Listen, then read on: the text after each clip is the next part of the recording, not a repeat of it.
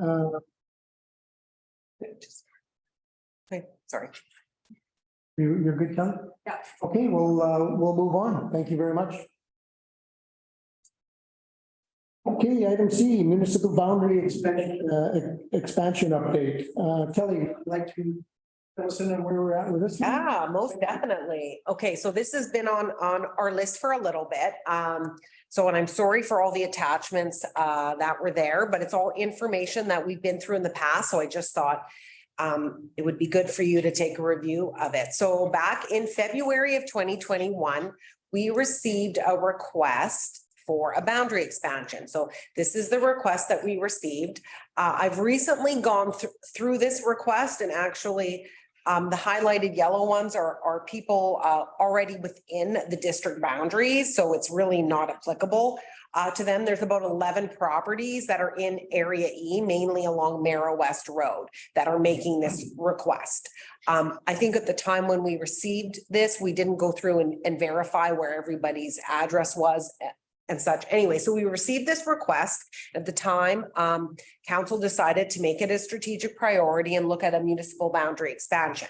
So we added it to our strategic priorities, and staff did some work outlining what the process is for a municipal boundary expansion. And as you can tell from the attachment, I'm not going to go into it in detail, but it's quite a comprehensive process. It needs a lot of engagement. There's a lot of requirements you have to go through. So then we've proceeded to do an RFP, a request for a proposal, for somebody to assist us to do a study to see if it's feasible to do a boundary expansion. We originally did this back in 2003. We had True Engineering, and there's a very long report. I don't know if anybody even perused it. It's really too long to read. But at the time, what was decided, it was cost prohibitive. So council decided not to do the boundary expansion. To do a boundary expansion, the province, the biggest thing is, why are you doing the boundary expansion? There needs to be a purpose. So previously and frequently, it is because of servicing. They want water and sewer. So in this case, I have phoned Deb Heap, who was part of who signed the letter for the request, and there really isn't a reason. It really isn't for services. So really the purpose of the boundary expansion, there is none. And we reached out to Mara Hills, formerly Hyde Mountain, because if they were interested with their big development, then there would be a large reason. We bring the services through to Hyde Mountain, and as well as extending it down to Mara West. And then the financial feasibility of it all would potentially make more sense. They have formally let us know that they're not interested in a boundary expansion and not interested in municipal services. They have already gotten approval from MOE in terms of self-containing the services required for their development there, and they're working with the regional district on that. So before we move forward any further, in order to get some funding to cover the cost of the study, which will be about $50,000 to $55,000, we can get about half of that through funding, but we need to provide a bit more of a report to the funders in order to get money for it. So we need a rationale. Why now? What's the motivation? A map of the area, listing of the participants, a bunch of information. So before we go down the path, and we need a council resolution supporting this. So in my opinion, I don't think we have a legitimate purpose. And I think at this point, I would recommend that we not pursue it and we pause it until such time where there is a valid reason for extending it. If Hyde Mountain changes their mind, if something else arises, we have information and we're ready to go. But I would just like formal direction from council to see where they're at. I'm also happy to continue on and do a report and try to see if we can get some funding and move it forward. I just don't know how successful we will be. Daryl's got some additional information with this. He's been busy doing PowerPoints. So he's got another one going on here. He's trying to outshine us all, which I'm very happy about. Did you want to just talk about the servicing at all, Daryl? Yeah, just really high level, sure, through the chair. Yeah, just a few points to We have to do- consider if we go down this road. Sorry, I just have to share screens differently with a PowerPoint. So the people online can see. So I'll just.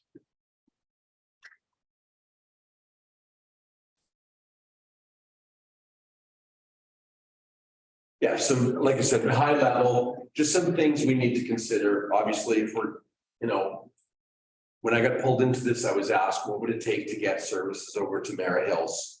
They're gonna build a hotel and a bunch of stuff over there.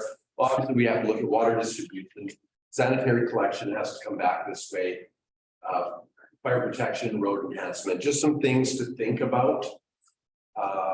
As we go, you know, anywhere down that path. So this is looking at the west side of the channel.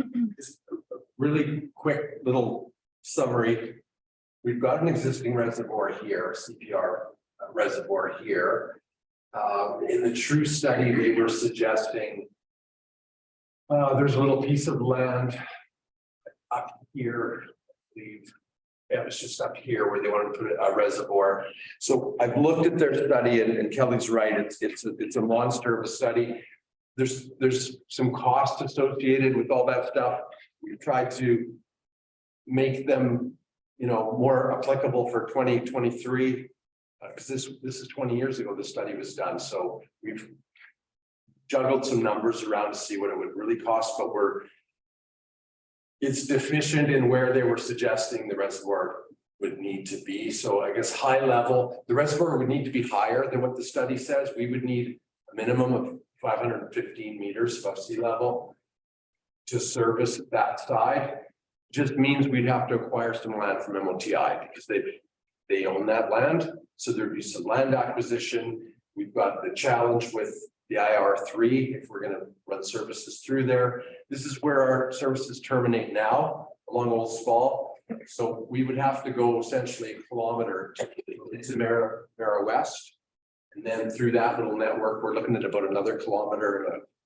It's 35 or 40 homes in there that would have to be serviced. And like I said, you know, the roads aren't up to a municipal standard. So the costs that they've indicated aren't really reflective of, you know, how much it would be. So land acquisition to get the reservoir, build a reservoir, we'd need a booster station, at least one sanitary lift station to get back, maybe two, 3-phase power, road improvements. And this is all based off a 2003 study. So the class B estimate is, if there was a higher letter, I'd probably apply it. I'd probably say we're probably class F here, but anyway, our best shot, we're looking in excess of $10 million.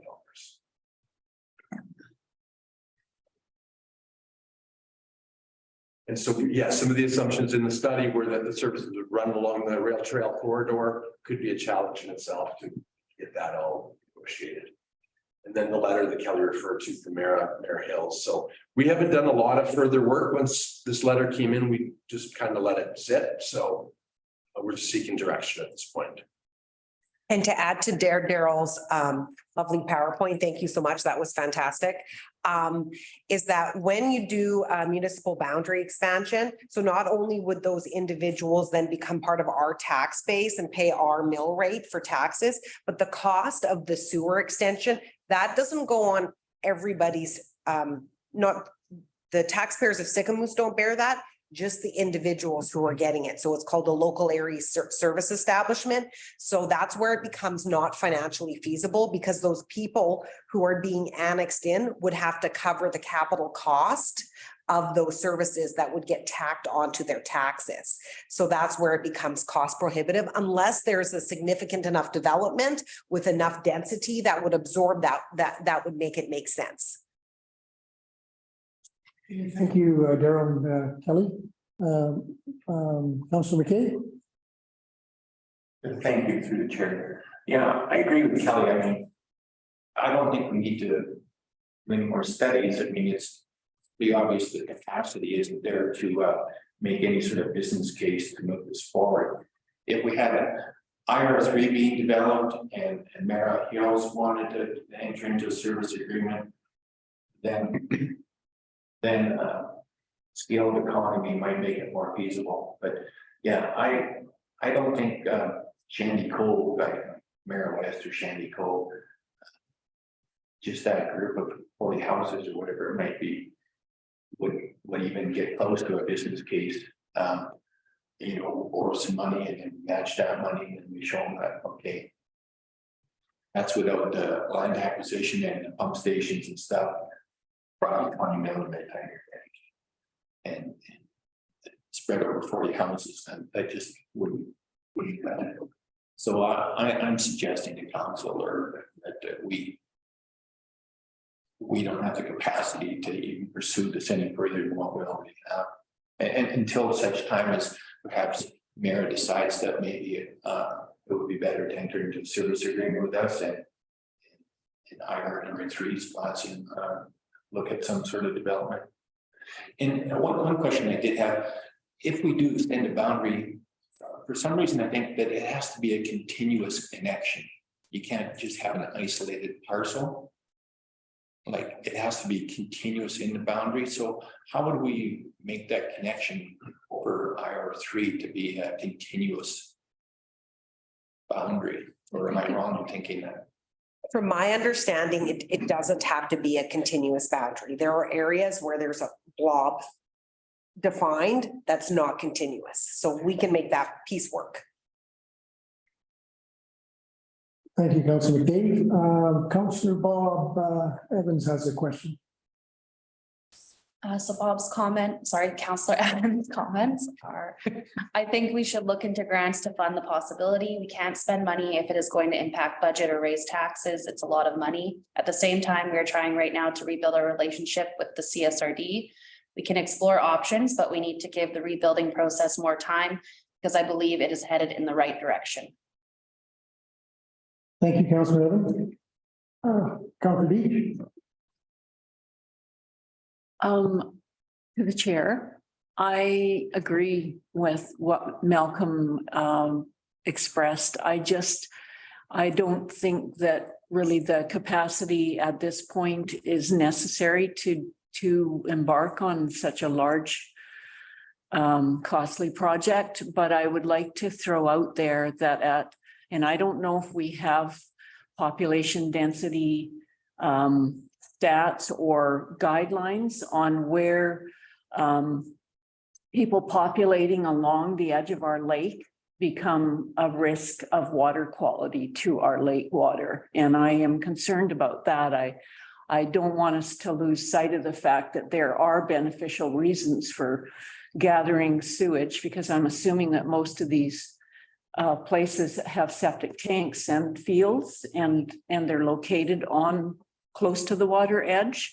If Hyde develops as large, and it looks like it's going to happen, and so I guess have we even considered a point where we would actually start to look at water quality risks in terms of the population density along the lake on that end? And that's all. I don't think we're there yet, but just want to throw that out.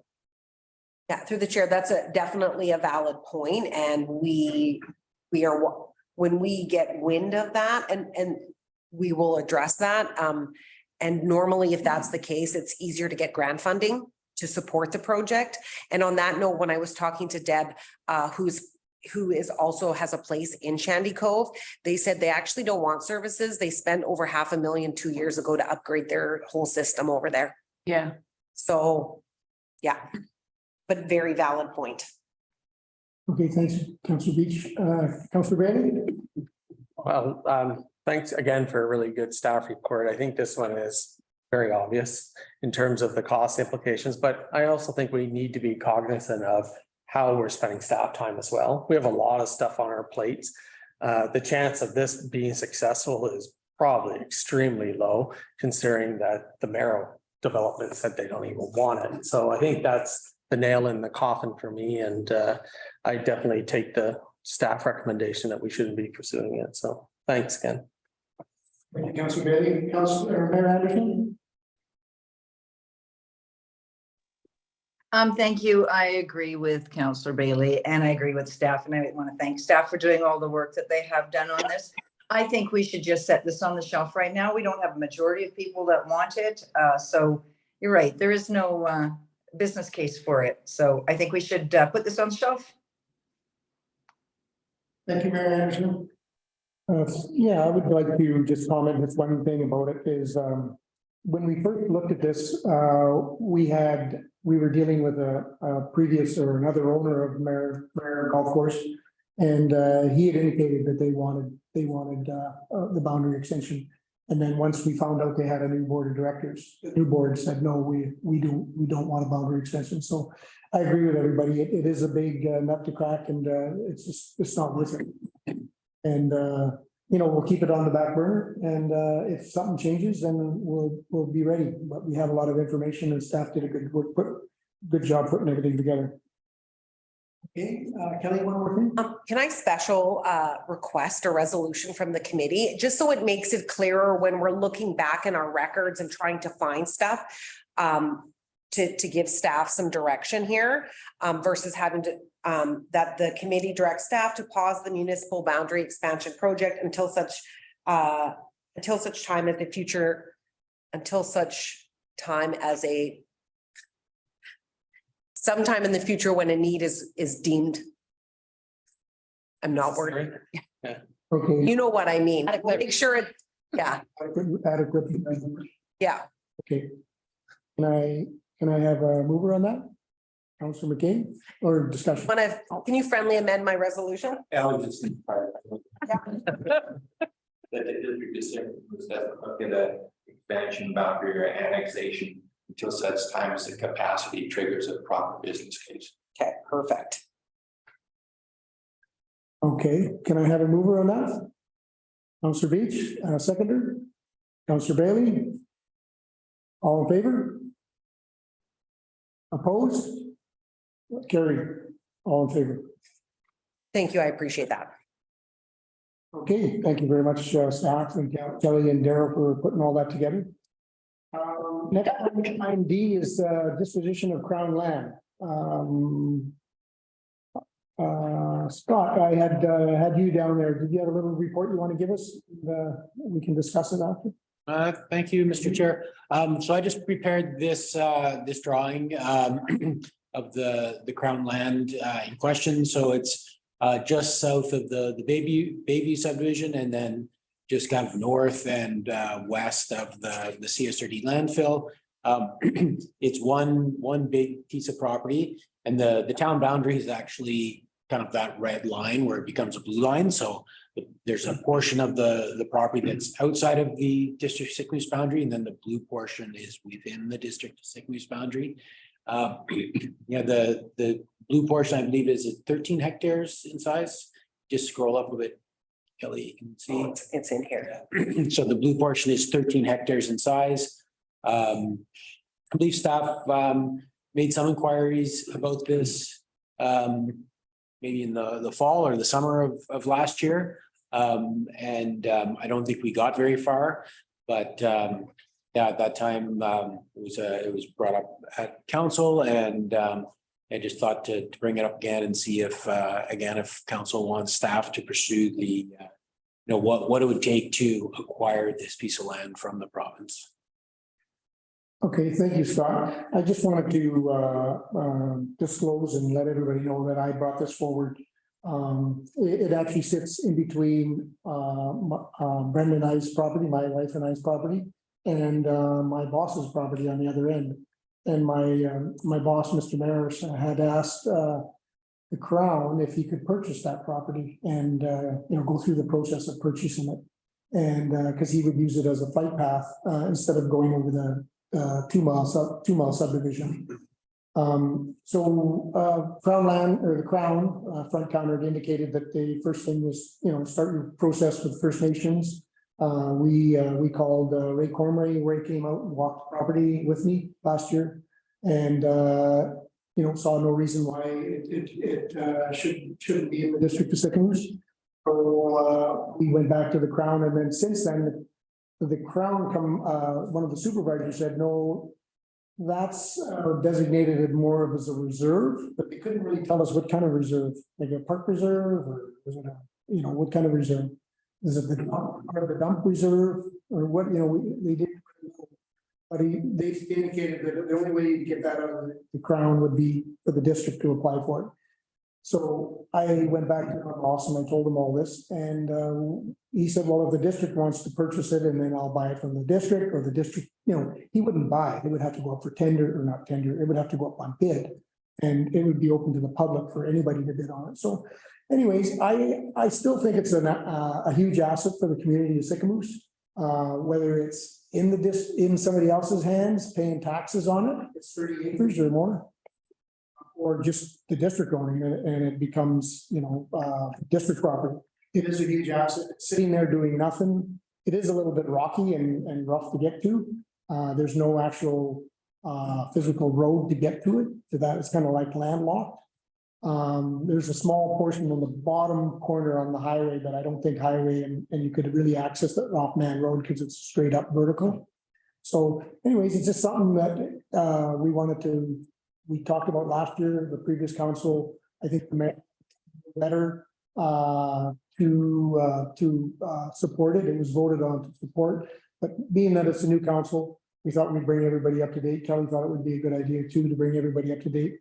And maybe that we get into, this comes back to our budgeting and discussions and when we go through budgeting and stuff like that. So that's what, and just to let you know, I don't know if I heard that correctly, Scott, that red line there, that's the lease for the water tower? The red line, or is that? So the red portion is actually outside of the district Sycamoose boundaries. I wasn't sure if it was a lease for the water tower, but okay. No, anybody else have any other questions or comments? Councilor Bailey? I just have a quick question. So if the district went to apply for this piece of property to have the Crown sell it to us or for whatever would be, is the red line being outside of the district's boundary, would that be then governed by the CSRD? It is within the CSRD. Yeah. Everything outside of the district Sycamoose is within the CSRD. So just one follow-up. So then we wouldn't really have any control over what sort of development or what we would like to do in that plot of land. Is that correct? I think the idea would probably be to try to acquire the blue piece that's inside the district boundary and not the remainder. But if we did acquire it all, we'd have, the rights as owners, as a corporate owner, but that would be, but the CSD would govern it like a local government, like we govern our land. Thanks. Councilor Beach? Sitting here looking puzzled. I'm just trying to figure this out. The red line, it's outside of our boundaries. What is that road and what's inside that red line? Is that ours? Yeah. I was gonna say, Daryl could probably give a description of what's inside there. Yeah, through the chair, that's a road switchback leading up to our reservoir. That's So our, the water reservoir is actually sitting in that, I'm sorry, the water reservoir is sitting in that area. What's the significance of the red line then? Just to indicate an area that has significance to the town because it has our water reservoir in it. But that we have no control over. It's not part of within our boundary extension. Is that why it's redlined?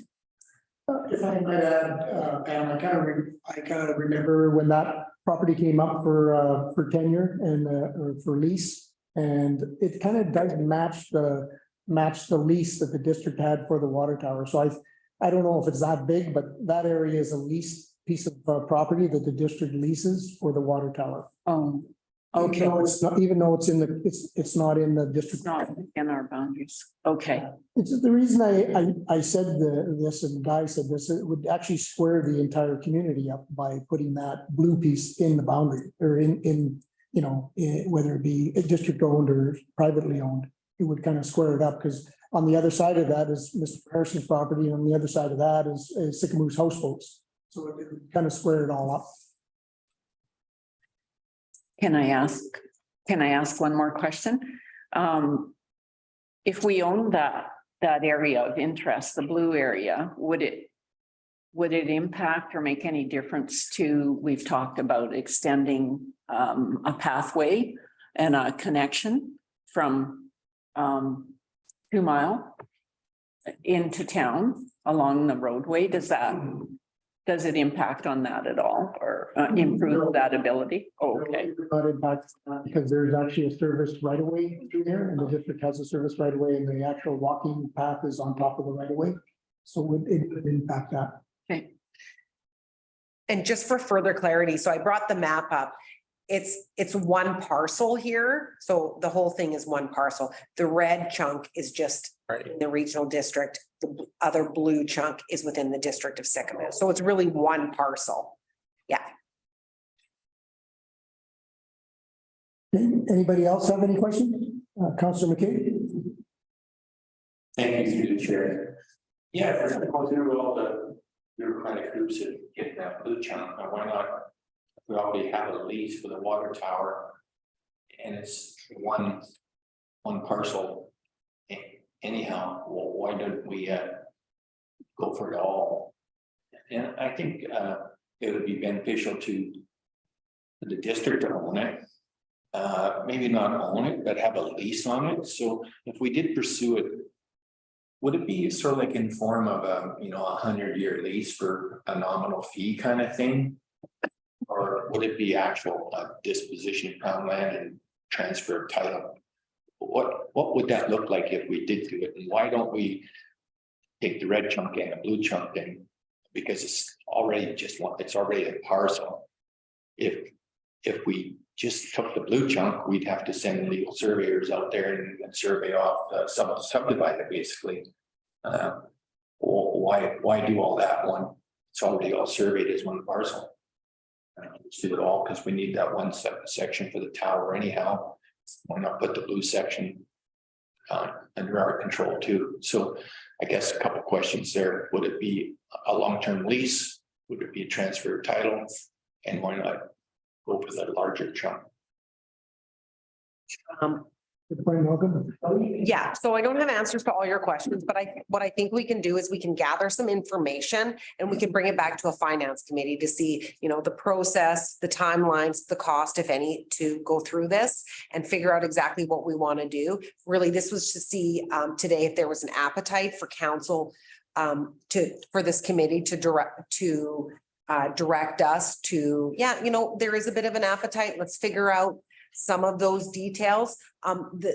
Because we're dealing with Crown, maybe there's some different hoops we have to jump through for that red piece because we don't actually, it's not in our boundaries. Perhaps I'm sure we'll need the regional district's blessing. So what it would really look like or not to be determined. But if there's an appetite for this committee to direct staff to add it to our list, and we can bring it to a future finance committee meeting. We're good with that. So if everybody, is there a consensus for that? Thank you, Kelly. More discussion, Councillor Bailey?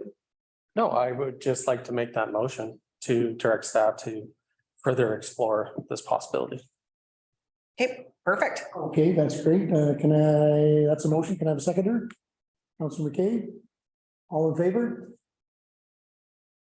Oh, Opposed? wait. Can we have a bit of discussion yet? Sorry. Sorry, Mary Anderson, I didn't see your hand raised, so I didn't know. Thank you. Go ahead. No. So, okay, just correct me if I'm wrong. So inside the red square is CSRD, correct? Correct. So why would CSRD want to part with that? So that's actually Crown land. So CSRD doesn't own it. It's just within Okay. the CSRD boundaries. Okay, got it. Okay, now I understand. right? Okay, yeah, yeah. Okay, any more discussion? Okay. Shall I, all in favor? Opposed? No, everybody's in favor? Okay. Thank you, that gives staff some direction where to go. All right, moving right along, number E, riparian area protection regulation. Scott, you want to talk a little bit about this or? Yeah. Thank you, Mr. Chair. So this was discussed at the last Planning and Development Committee meeting, and it was recommended that we bring it to council for information. So the riparian areas protection regulation was initially enacted in, I think it was 2004 in the province, and then with changes in 2019. And it essentially requires that any development next to a water course undergo an assessment for within 30 meters of that water course. And so if someone is applying to, say, build a house within that 30 meters, they'd have to make hire a QEP to do an assessment within that 30 meters. That report is submitted to the province, and the local government can't approve that development until that report is accepted by the province and approved by the province. So, I think everybody can picture, along the lake, a 30-meter setback, which is about 100 feet. The biologist does the report, they submit it to the province, and usually they come up with a setback, and it's called a streamside protection enhancement area. They identify what has value for fish habitat, and they come up with an area that the developer wouldn't be able to build on. Usually it's about 15 meters. So usually the report comes back and it says you can't do anything within 15 meters of the lake. They do, there's opportunities to bend or curve that streamside protection area. I've seen it go as low as 10 meters, like along a river or something. And I've seen it be as wide as 30 meters, like, in the right conditions on the north side of a water course, then yeah, the shade offered could be, would be on the south side of a water course. Just the shade that's offered could have that value, and it could be a 30-meter setback. So we administer this. So this is from the province. They say you can't approve it without something from the province saying this report's accepted. So we administer this through our water course development permit area. So we have a development permit area. Someone wants to do something in 30 meters. They apply to us. We work with them on the permit. We wait for that report to come back from the province, and then it comes to council, and then council can approve a development within 30 meters of the water course. So I guess the issue at hand is right now it's taking 8 months to process these reports. So at one time it was about 10 days. He submits the report. 10 days later, the province either approves it or makes recommendations, and there's some back and forth. And right now, the official word from the province is it's 8 months. I talked to a local QEP, does a lot of work in the area. They said it's about 7 months processing time for them. They said, about, at one time it's 10 days. They said about mid-2020, it was about 3 months, but they said it's up to 7 months now. And the province has said, it's a warning. It's going to be 8 months to process these. So it definitely does impact someone who, wants to do something, and even something as simple as building a deck on the back of their house. If they're within 30 meters of that water course, we can't approve that deck until the report is submitted to the province and approved by the province. This is just something that, we discussed at the Planning and Development Committee, and thought it'd be important to bring it to council for discussion, or for the committee of the whole for discussion. Thank you, Scott. This was very enlightening, the last planning meeting. One of our former councillors, Mr. Kylo, had brought it forward to us, and it brought some other information that was put together by that's on the province's website. And the ombudsman has also provided a report that was done in January 2022.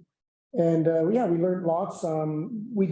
We have done some more homework since then, and we had a phone call. I guess it would have been on Tuesday with Keith Weir. He's with Crown, it was front counter in Kamloops, and he does a lot of foreshore approvals. And Mr. Kyler was questioning him why some municipalities don't do the proper service, like go through the Crown and they make decisions themselves. And he did say it's all over the map. Some communities do, depending on their zoning bylaw and their official community plan.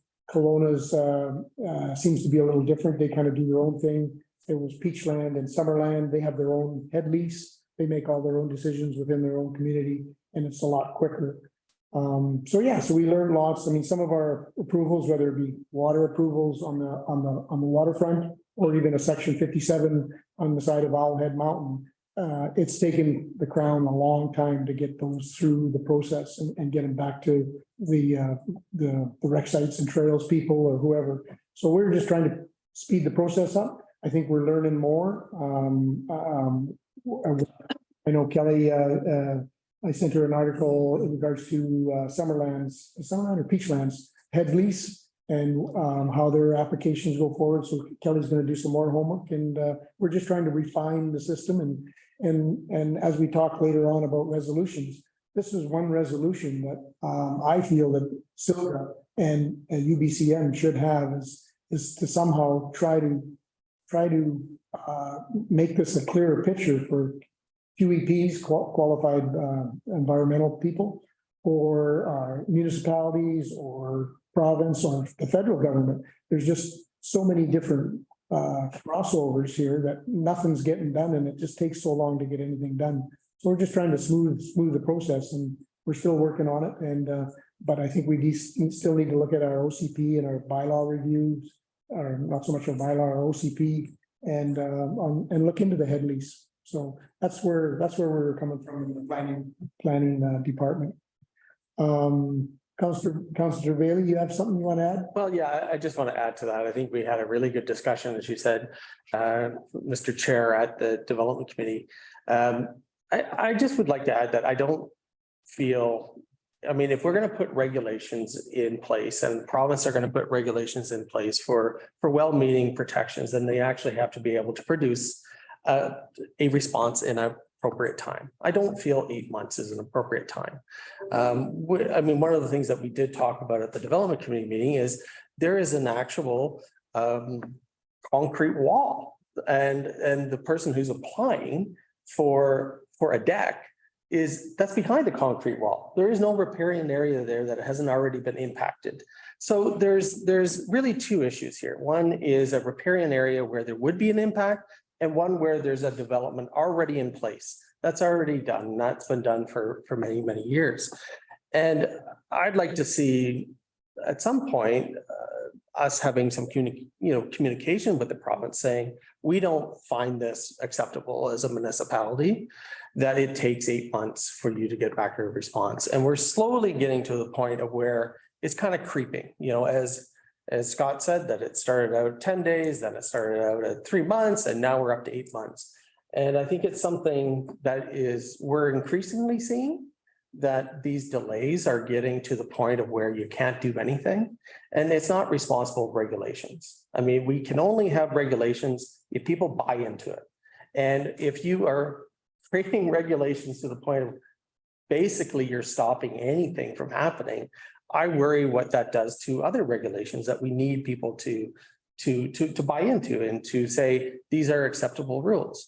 And we're getting to the point, my concern, Mr. Chair, is that you put these rules in place, they're not acceptable, they're not reasonable, people are just not going to do it. And I think that's what we're hearing. And I just wanted to voice my concern there. And I think at some point we should be pushing back and saying, if you want this authority, province, then you actually have to come up with a service standard that's reasonable for people to adhere to it. Thanks. Councillor Rick?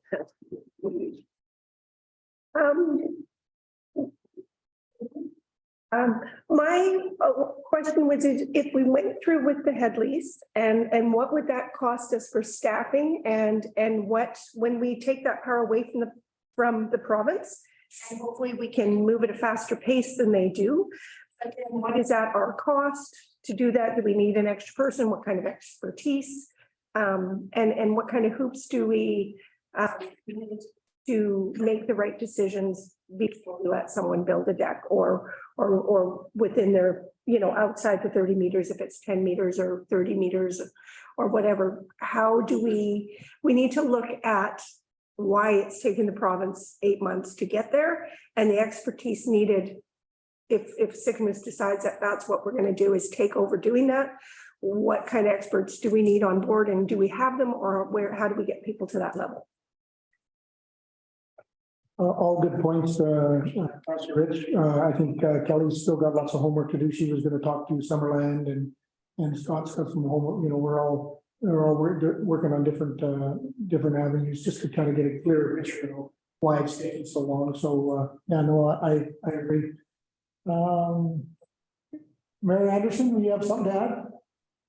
Yeah, I do.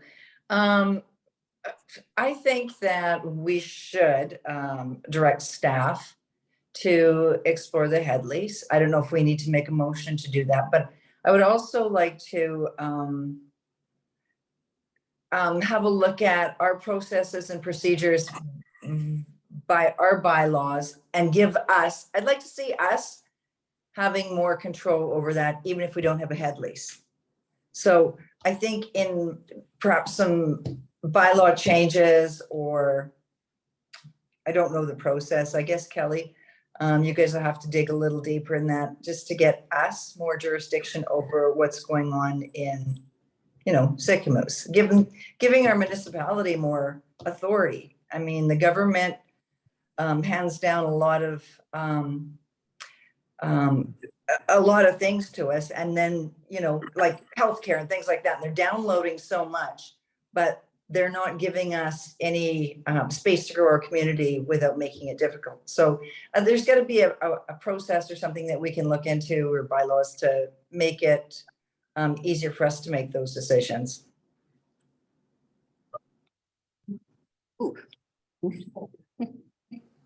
Thank you, Mary Anderson. I didn't cut you off. I think we have lots of information now. Kelly, do you need a recommendation or just want to continue working on this?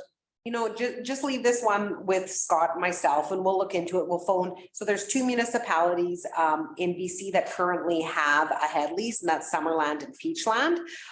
So we can reach out to them, get some high level information, and then bring it back maybe at a finance meeting so we can discuss, really, is it feasible? What is the process? How much is going to cost us approximately before we want to dig into that anymore in terms of the head lease.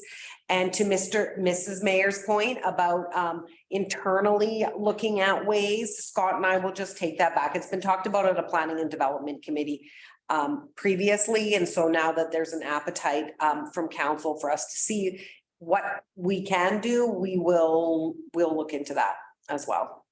Okay, thank you, Kelly. And then one other thing, I know when we did talk to Keith Weir on Tuesday, he was having a meeting with the head foreshore lady in Victoria. And that was one of the questions, how Kelowna gets away with it and how some of these other communities get away with it. And it's something to do with the QEP, but he was gonna try to nail it down a little bit further and report back to us. Okay, that's great. Thank you very much. I think we got, you okay with that, Mayor Anderson? You're okay with that no resolution? Thank you. Okay, moving right along, item F, Shuswap Healing Center Design. Councillor Beach. To the chair, thank you. So by way of introduction, I'm hoping that you've all received the emails and followed the website links. Shandos is a construction company that I think sort of has its main base in Alberta and is now educating about a new integrated project delivery approach to building projects, to developing community. And I I have access to it because I'll be very transparent that I have an extended family member who actually is an employee of Chandos and is now living in Kelowna. And because he knows me, he knew some of the projects that we were planning.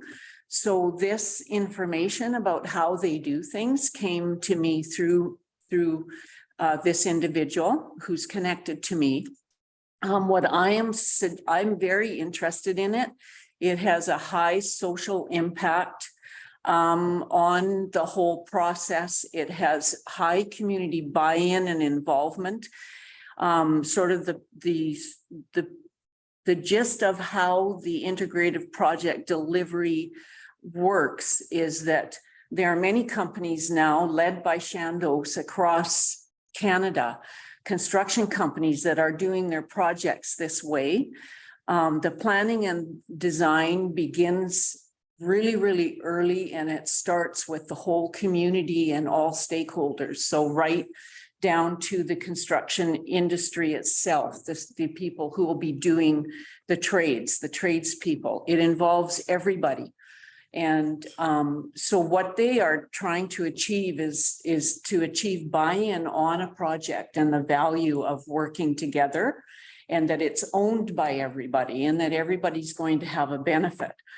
So the components I'll refer to, and I don't know enough. I guess why I'm bringing it to council is that I really see that this would be a great education for us, because this integrative approach is very effective with complex community developments and buildings. And I see the projects that we are planning to do as being complex. We have partners.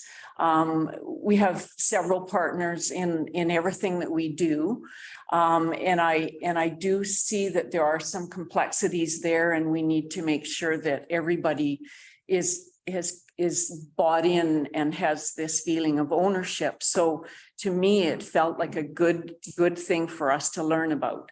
And that's all I'm doing, is suggesting that this company or another with the same integrative project delivery could educate us on what it would look like to start to approach projects in Sicamous with this kind of integrative project delivery philosophy. And just briefly, it starts with early planning and design with all key stakeholders, right down to the community, getting some understanding of where the project is headed and what the purpose is. Everybody's values need to be aligned. It involves sort of technical tools that I don't know. I think they're being used in construction, but the one that really interests me as a way of having the community and the stakeholders understand and be better involved in the planning and design is called building information modeling. And perhaps some of us are familiar with that. This was kind of really interesting to me. It's a virtual program that takes you right inside the design, and you actually get to move through it and feel how things work in terms of design. And they use it to sort of find early glitches in the design, and it's very effective. That really impressed me. The other part of integrative project delivery is waste diversion. So taking the waste that we see from construction sites, whole good material that just wasn't used, is taken to the landfill. They've made it a point to not waste any of that.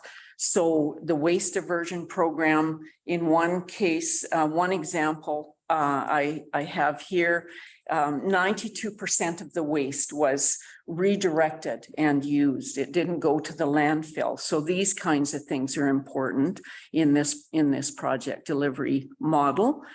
Social procurement is working with not-for-profit and social agencies to actually find ways to employ those who don't actually get employed very easily, and they have some challenges. So they've taken it to that level of social procurement for the jobs. Also, the focus is very much on sustainable building and energy efficiency, which is the future. I think everybody will agree with that. And climate adaptation is a big part of the way they develop the project and deliver as well. Very important, climate adaptation and mitigation. And most importantly, inclusivity of all the partners and all of the stakeholders in the whole process, so that everybody can understand the goals of the project that you're developing for the community and have buy-in. So I was very impressed with this information. I just thought it was very educational, and I would really love to have a group that actually knows more about it than I do, just come and give us some education about what this could look like.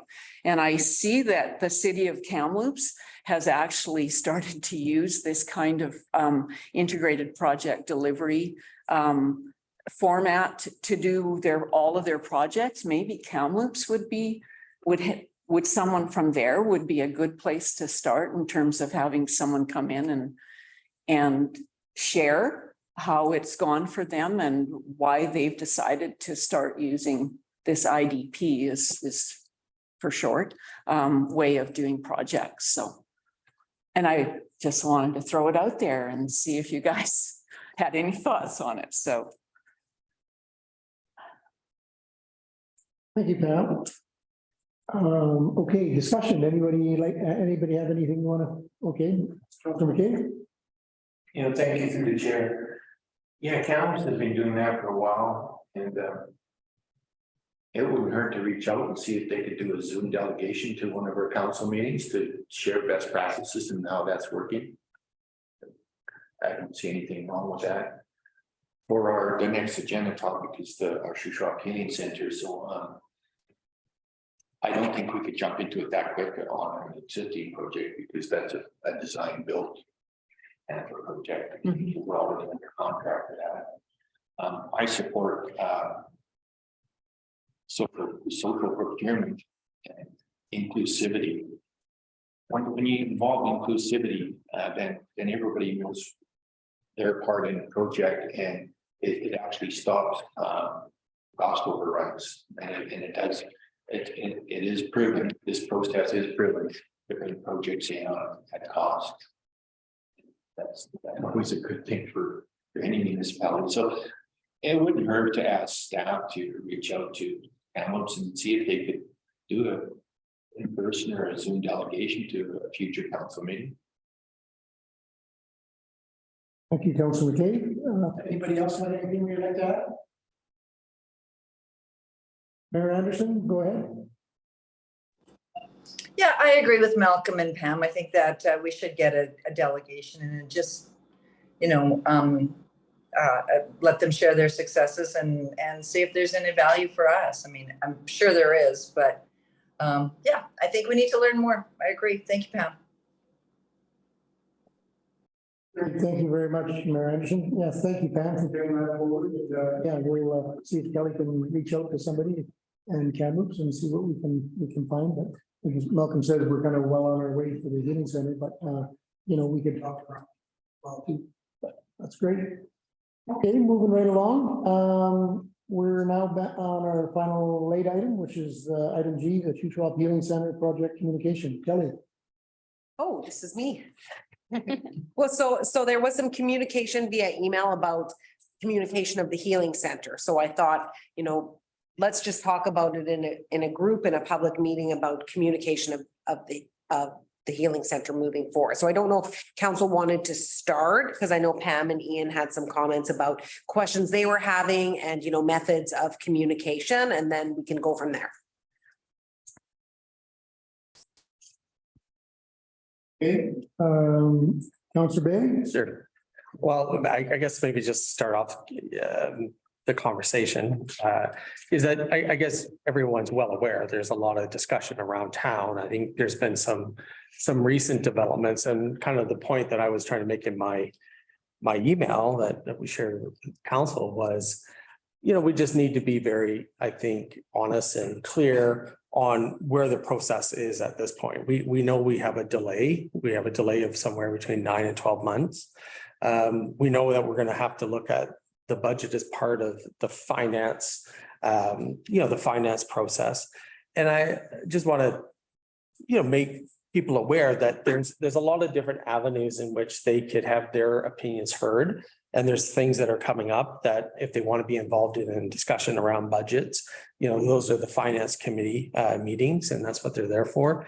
But that at this point in time, there's a process that's going through with the healing center, and it is a little bit delayed. I think there's some misinformation out in the community of why it's delayed and how long it's going to take. So I think it's just prudent for us to make sure we're getting all that information out there. And I'm not saying that we haven't. It's just, I wanted to share the questions that I've been getting and just highlight it to council that we might have a communication gap. Mm-hmm. Thank you, Councillor Bailey. Councillor Beach? To the chair, I want to thank Councillor Bailey for his list of communication experiences at work. Mine was only one email, and it just caught me off guard, and just don't want the negativity that comes with misunderstanding. So I think we've got some clarity going to be followed up with on the newspaper article that came out that sort of caused this or ended up in this email coming to me. So I mean, I think we just have to be true to the fact that we've stated in our own district news, we've described where we're at and what kinds of things we hope for this, and be true to that when we're talking to the public and hopefully the newspapers. I don't know how you control the newspaper articles unless we can. Anyways, I'm going to let it go there. That was my reason for bringing it up. Sorry, there's. Thank you very much, Councillor Beach, and Councillor Evans has something to add here. Yes. So Councillor Evans says our website is very good and people should go online and read the material. I do appreciate it when people ask me when they see me. That's great. Thank you, Councillor Evans. Mayor Anderson, do you have your hand up there? Yeah, I do. You know what? It's this article, I haven't seen this article. So if there is misinformation in it, we can definitely pick up the phone and call the paper and make sure that they understand where they went wrong. That's happened before, and we've corrected them, or they've done a correction. I think that I think the confusion is just from the latest ArcDig and finding artifacts, and now they just have to, and Kelly can, correct me if I'm wrong, they have to do a report, which is going to take 8 months to a year, which I don't know if we can expedite or not, but and that's the only change that's actually happened. And so Kelly, you might want to address that, and maybe we want to shoot it out onto our website, just the last findings, and just share that with our community. Thanks. Thank you, Mayor Anderson. Councillor Rich? Thank you, Chair. I think yesterday the Spotsine had a meeting for their community regarding this, and it was by invite only. one of the things when you go on their website that they said is that it said there could be a delay. They did not quote a time delay. That was the paper that quoted that. And I think so the first thing before we put out any information is we need to reach out to the splat scene and find out what their community has decided to do moving forward. So that meeting was last night at 7 p.m. So I think the first thing to do now is to reach out and see what direction they're moving in, because that could have changed between now and last night. Thank you, Councilor Rich. Kelly, did you add something? Yeah, I just wanted to provide a bit of clarification. So actually Splatson has had no involvement with this archaeological work. It's been with Terra Arc, and then it goes to a provincial branch. So actually Splatson has not been involved with it and will not be involved with this archaeological process for 200 Main Street. So I just wanted to provide some clarification there that it really is not up to Splatson. Okay, that piece. Thank you, Kelly. Councilor McCabe?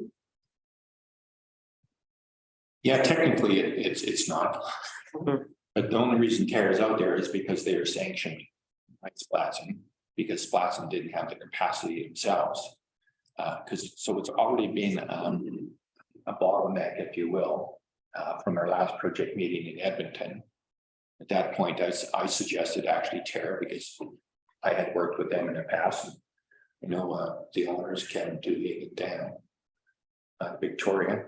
And they had a good reputation. So Splatson respects the work of Terra, and they said, yeah, we don't have the capacity, but yeah, you guys can go ahead and subcontract Terra. Now, I'm not positive in this, but I think what still might be running through the Splatson Dev Corp to hire Terra. I don't know if we hire Terra direct or a direct hire. So then for Councillor Siobhan Rich's question, yeah, we need to clarify it internally before and like Councillor Bailey said, and then we should communicate that in a timely manner to the public, because there is a communication gap right now, I believe. And it's around two things, future tenants and archaeological impact. I believe that we've been trying to get a meeting together, Councilor Rich and myself, with Splatson, council to council. That would be on the agenda. We could ask if there's any way we could mitigate that impact. I'd like to ask Brian, our project manager from our design build team, has he talked directly with the owners of Terra? Is it just a matter of capacity? We put more manpower on that. Sure, more manpower would cost money, but that would more than offset the escalation cost of the project to push it forward another year. So the cost of that project being delayed by 9 months, or the costs of additional resources for archaeological impact assessment and get that reporting done? Or is there just a backlog in the system, the same as an environmental report that takes 8 months? Not sure.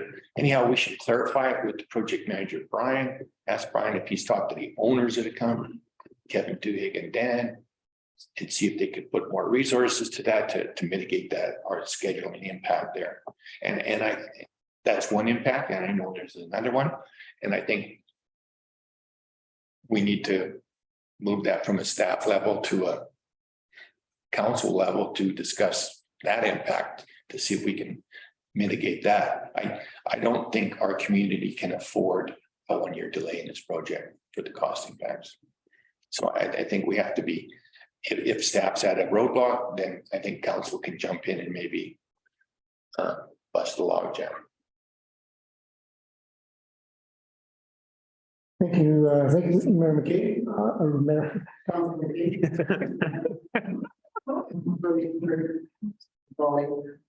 Councilor Bailey.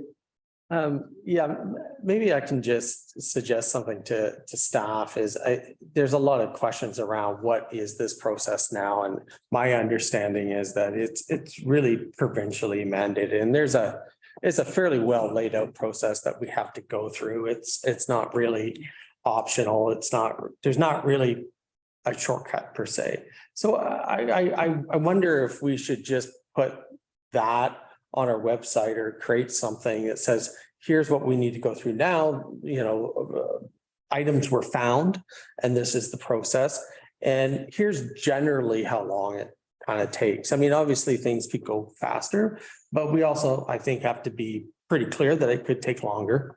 And that's not something our builder can, well, maybe there is an opportunity for that. But I think my point is just transparency and just saying, here's what the process is going to look like would do everybody good. And if it goes quicker, great. But, we shouldn't expect that, especially dealing with other levels of government. We've had that discussion here today. The chances of that are probably not great. So maybe staff could put together a 1-page or even just a blurb on the website saying where we're at. Thank you, Councilor Ben. Councilor Beat? To the chair. Ian is right, Councillor Bailey is You can correct. call me Ian. Sorry. And I just want to, I think the clarification that it isn't an optional, the archaeological assessment is not an optional thing that we can kind of get out of. It has to be done. Things have been found. We need to excavate that so that the public does understand. But also, I think in all fairness, going back to the fact that I just talked about how complicated projects can be here and will be here, I believe, because we've got some big partners. And the Healing Center is one of those projects where we have some complexity. There are other things that can hold this up, and it's not just the archaeological assessment and excavation. So in all fairness to the public, they need to understand that complex building projects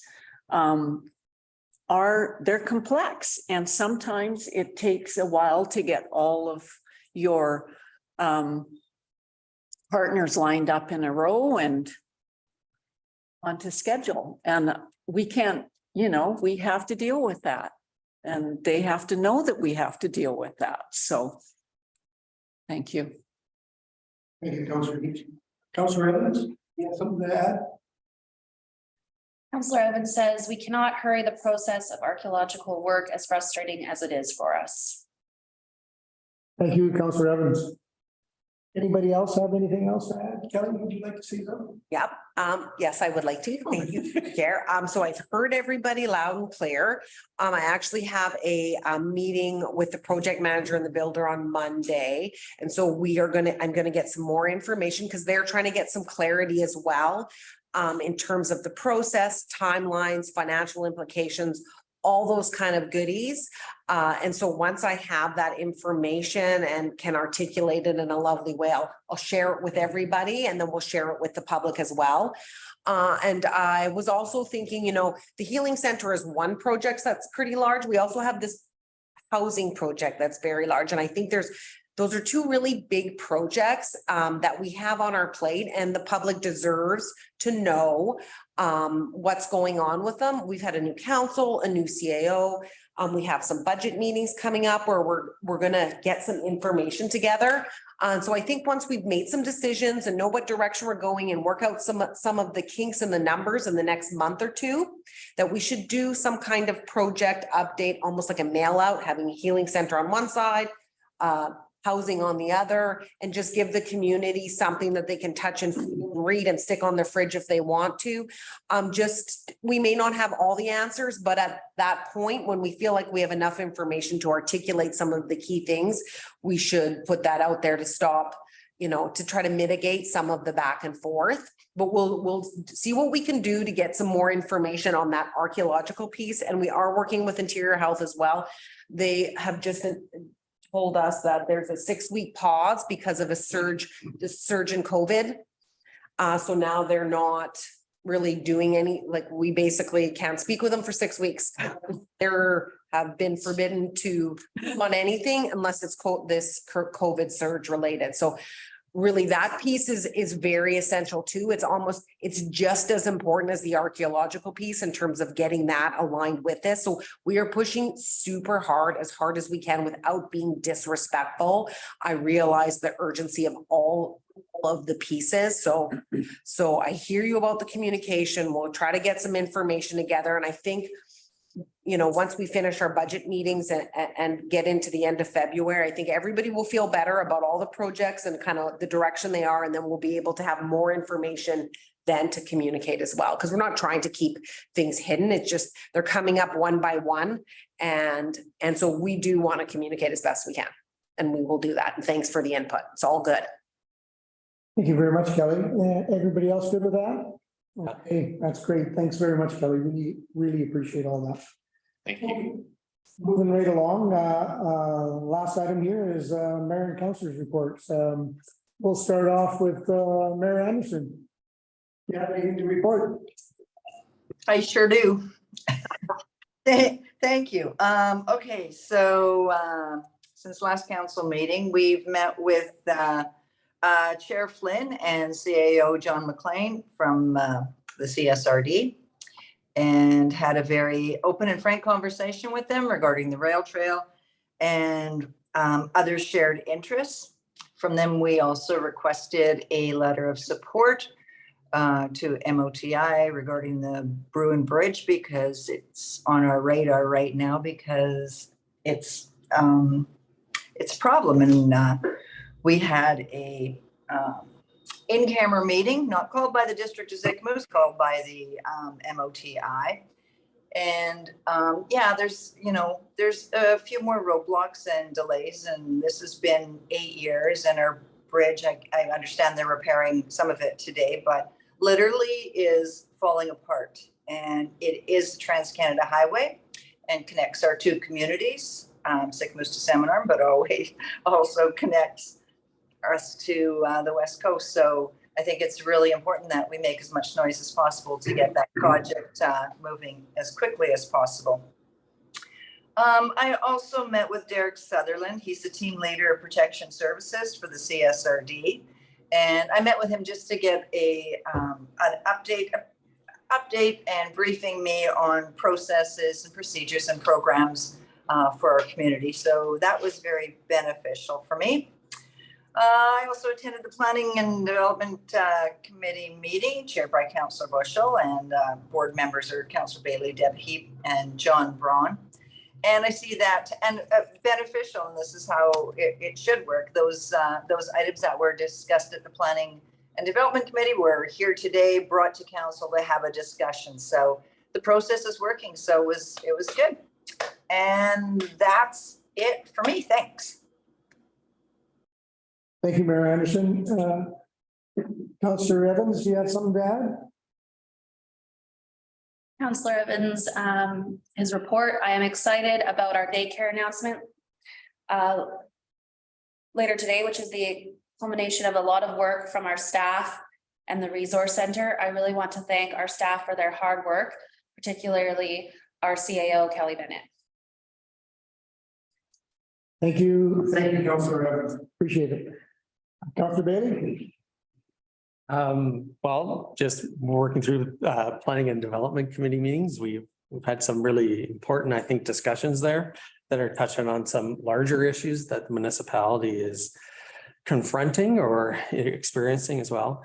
One of the things that council did earlier was, I guess earlier in November, was appointment to the Tourism Advisory Committee, and I've been starting to reach out to people in the community about what they want to see as part of that tourism kind of plan as we go forward. And so, yeah, lots of good discussions, and it's a good start to the new year. Thanks. Thank you, Councillor Bailey. Councillor Rich. I have had I'm in training. 2 meetings with the Shuswap Community Foundation, and we've given out some money for our community, which is fabulous.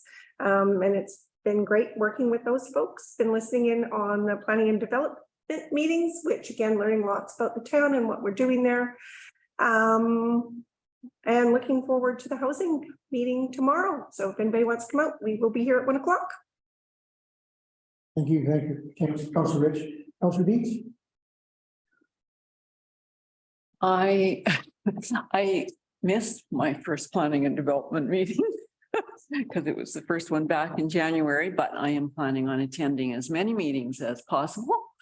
Housing is on my agenda, and I've got a couple of rural health network meetings and a health implementation committee meeting coming up next week. So I'll have more to report at the next meeting. Yeah, all of those meetings kind of stopped after, sort of the last part of December, but yeah, lots of meetings. Thanks, Councilor Deeds. Councilor McCabe? The same meetings as most of the councillors met with MOTI regarding Bruin Bridge. They say it's going to get tendered this year. They're just saying this year, not what month or what season. Positive meetings with CSRD, very positive. Looking forward to some good stuff there. Housing meeting tomorrow at 1 o'clock. Anybody wants to attend by Zoom or in person. And I still have to submit my stuff for our newsletter. Thank you, Councilor McCabe. Myself, likewise, lots of those meetings, and there's always more to add. I think both Kelly and Daryl and myself, we had a meeting with the CSRD just this week, Monday, at the rec center, and we did a tour of the rec facility with the new CAO, John McLean, which was really informative. Walked through and with Darcy Mooney, the manager, and general manager at the rate. And yeah, we learned a lot about it, getting ready for a budget process. And they're putting together a list of their capital projects. So that we come forward to Bianca and Bianca and Kelly, and also Rona was there too. Is it Rona? I think, yeah. Yeah, no, that's it. Yeah, Rona and one of their staff, Cal Franson, who we all know, Cal did the tour, of course, and it was really good. So we're moving forward. So that's about it. I didn't have much else to report other than our Scott's doing a great job on our development and planning. And yeah, we're moving ahead on that. And thanks very much for all the information. It's a lot. And same with Daryl and his crew. They're doing a good job out there, trying to break down that ice. That cold snap we had for 3 weeks didn't help on the sidewalks and some of the streets. And it kind of reminds me of back in those days, back in Alberta, where the streets are like that all winter long. Anyways, no, that's good. Thanks for your council reports. Right now, we're going to bust into question period. See if any people online or anybody in the galley has anything they want to bring up to council. Do we have anybody there? Oh, I think Deb has her. Deb has something going? Yeah, just real quick, a couple of comments. One, I received a request from the Communities in Bloom executive if it was all right for us to, or if it was all right for them to release our reports from our evaluation reports to this. They didn't say which community, but a community on the West Coast, that just to show them how far and how quickly you can progress when you're motivated. They think we're a really good example of having, turned around and achieved that 5 blooms in short order. And I said, absolutely. So the other thing is just about the boundary expansion, since I was the one that initially made the request for that. Just to give a little bit of context, I absolutely agree with Kelly and council that it's not economically viable right now. But one of the reasons that I had originally requested it is it kind of comes down to it being really important to me that we support the community that supports us. And us West Siders are really, like Sycamoose is the community where we do everything. So, that's critical. connectivity, as in with the official community plan, and I know the pedestrian bridge is a priority for the district, huge priority for us, the Broom Bridge. So just those sorts of issues and also Pam's concerns about water quality and that. So I absolutely agree. Now it's not necessarily the time. When we made the request, as Gord had mentioned, we thought that Hyde was on side as well. Without all those coming together, it doesn't really make sense. But we still, us West Siders still support Sick Moose, and we still appreciate all the support you give us. And I think long-term down the road, we absolutely should be part of the community. Great, thank you very much, Deb. Yeah. Anybody else online? No, pretty quiet. Anybody in the gallery? No? Did you say galley or gallery? Gallery, sorry. You must be hungry. The galley. Go ahead. Oh, it's just, I thought I heard the word galley. That's all. Thank you very much. Yeah. Okay, I guess that's it for the community of the whole meeting. Anybody adjournment, recommend that the community of the whole meeting, January 11th, 2023 be adjourned at this time at 3 o'clock. Can I have a mover? Seconder? Thank you, Malcolm. Thank you, Pam. Okay, we'll call this meeting adjourned. Thank you. Colleen and Bob, can you just stay online for a couple minutes?